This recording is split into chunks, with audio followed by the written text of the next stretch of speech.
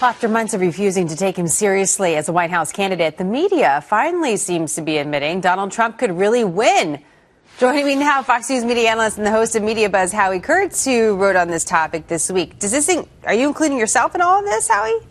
Actually not, because I've been saying for months, Jenna, that the media establishment was making a mistake by mocking and minimizing Donald Trump. I didn't predict he was going to win, but I did say, because I've dealt with him for years, that we ought to take him seriously. And now finally you have, and grudgingly I might add, you have even Politico's gang of insiders this morning saying a Trump victory in the GOP primaries is likely. Our own Chris Wallace, after interviewing Trump last week, said that he's beginning to believe that the billionaire could win the presidency.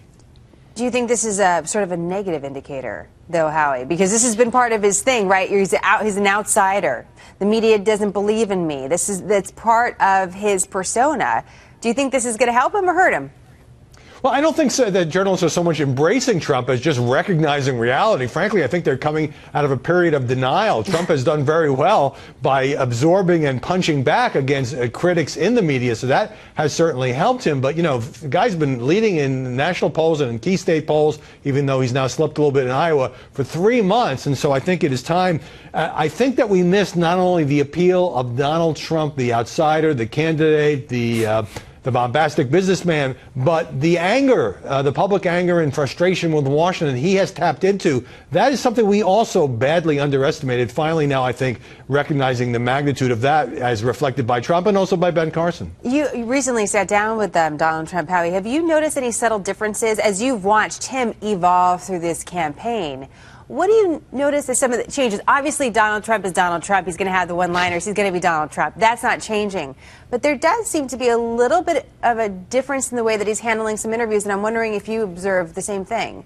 Oh, absolutely. The difference between when I interviewed him 3 months ago on Media Buzz and more recently, he's become more disciplined as a candidate. He doesn't throw out as many wild things. He's not quite as stream of consciousness. I think he's matured because he is a guy who admits he was a rookie. He'd never done this before. Now, every once in a while, especially on Twitter, he will still pop off and get a lot of attention. And that, you know, and then many of us will say, okay, that he's gone too far. Now, this is it. He's about to implode. And inevitably, he goes up a couple of points. But I do see him becoming not a traditional candidate, but learning the political game more so than he had in the past when he was basically just having to deal with the New York tabloid world. We know that journalists are not trusted, just as similarly politicians are not trusted. Is this the reason why, Howie, that there was this period of denial by journalists? Was that based on fact, or was that based on editorial that wasn't based on fact, that journalists just were going with because most of them are in the New York or Washington, D.C. area?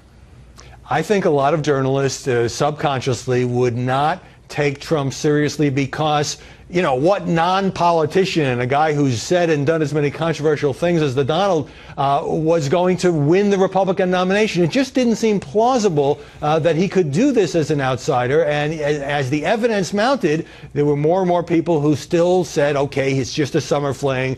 He's just a flash in the pan. And then there were those conservative columnists who are opposed to Donald Trump because they don't believe he's a real conservative. In fact, he's not running as a doctrinaire conservative. He has a broader appeal with a kind of a mix and match approach to policy. As you mentioned, the facts don't lie.